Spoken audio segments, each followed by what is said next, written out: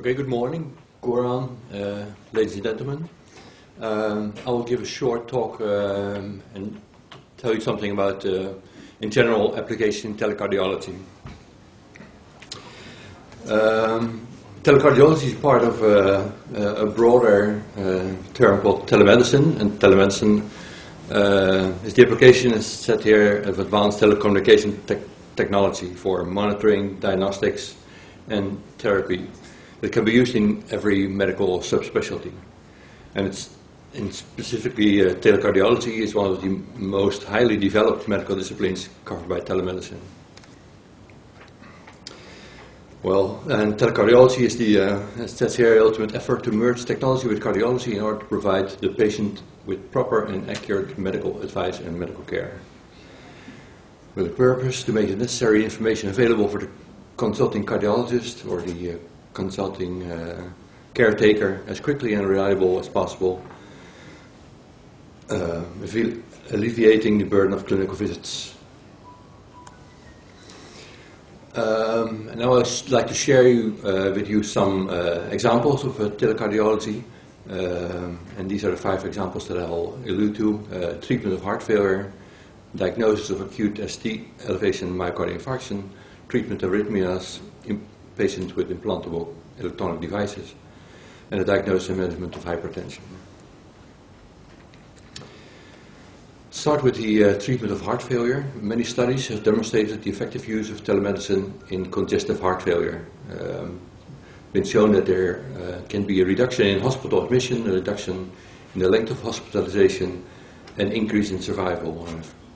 Shown here are 2 articles on this topic, and a graphic clearly can show there's an improvement in survival due to telemonitoring.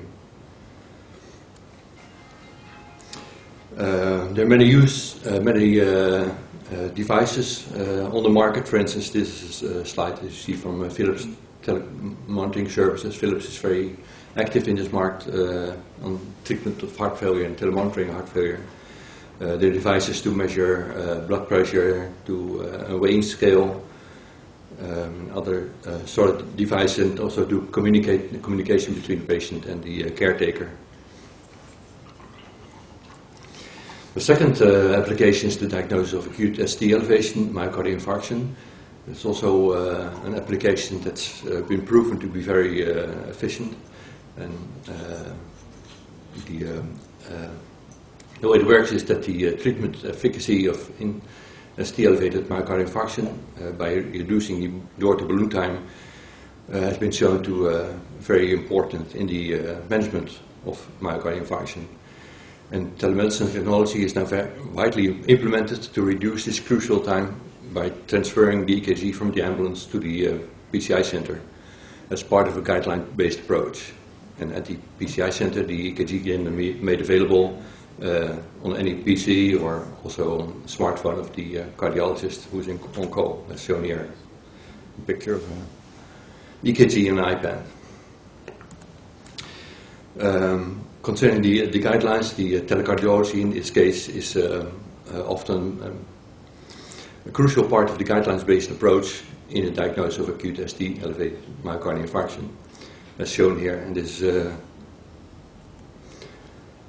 a schematic overview of the guideline that's used in our hospital.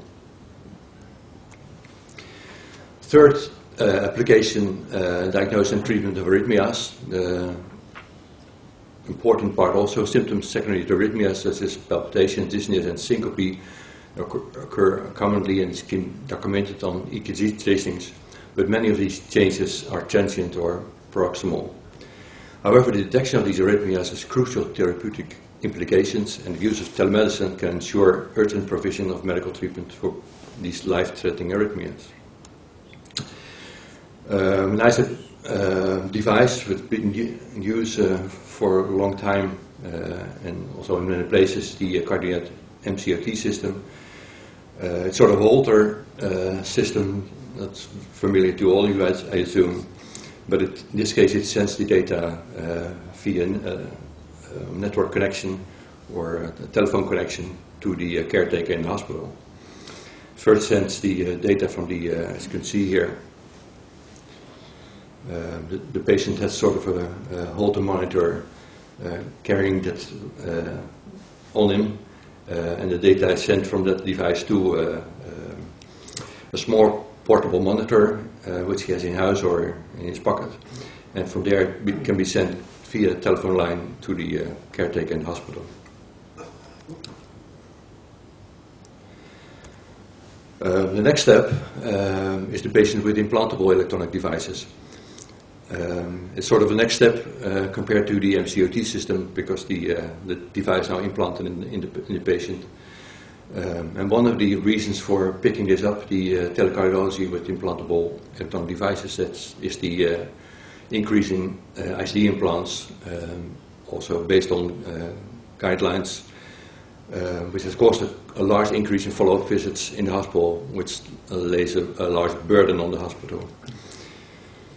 So the one solution for this is to set up a remote monitoring system, and all large vendors for ICDs and pacemakers have, in the meantime, such a system available, where the device, the implanted device, so this ICD or pacemaker, can communicate with a monitoring device in the house of the patient. And from there, the data has been sent to a remote monitoring system from a remote monitoring database from the company. The caretaker, the cardiologist, usually can then log into that system and look at the data that's been sent there from that patient. And also, in case of certain events, the cardiologist can get a warning on his as an SMS or in some other way that there's been an event in patients. And one of the main reasons for setting this up, as I said, is the many follow-ups in the clinician and staff, and of course it's also attractive for the patient that he doesn't have to come to the hospital as often as before. And this is an example of the setup of the St. Jude. And the way the data is exchanged, I'm sure that the next speaker will allude to that. A fifth application is the diagnosis and measurement of hypertension, which is the most common reason for an outpatient clinical visit. However, many studies have shown that only a small percent of patients with hypertension have adequate blood pressure control, which results in elevated coronary artery disease, congestive heart failure, and other diseases. And there are many studies that have been performed on the effectiveness of telemedicine in treatment and control of hypertension.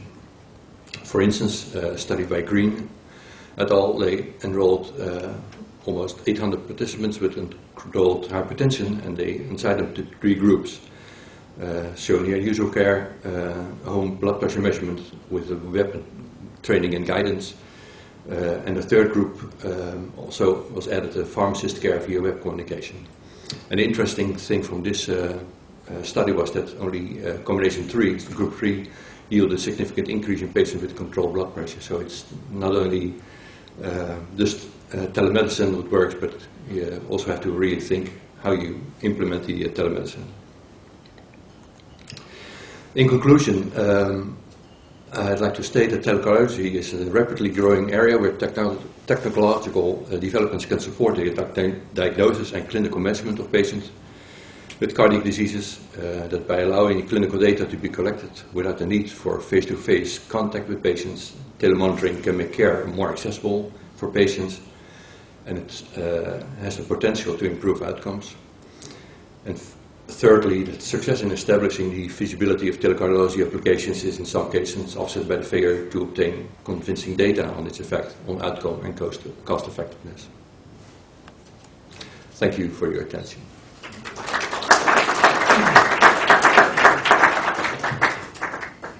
Thanks, Enno, for your nice presentation, and I open the discussion. Any questions from the audience? And I would like to ask you something. From your great experience, which are the most useful applications in telecardiology, and where, for your experience, which application you can do better? Well, in my experience in reading from the literature, the application in heart failure, I think it's very promising and it's a really useful application. And also the application, the remodeling of ICD and pacemaker patients. That's also very useful, I think, and also been used very much at the moment. So I think those are the two fields that are very useful applications.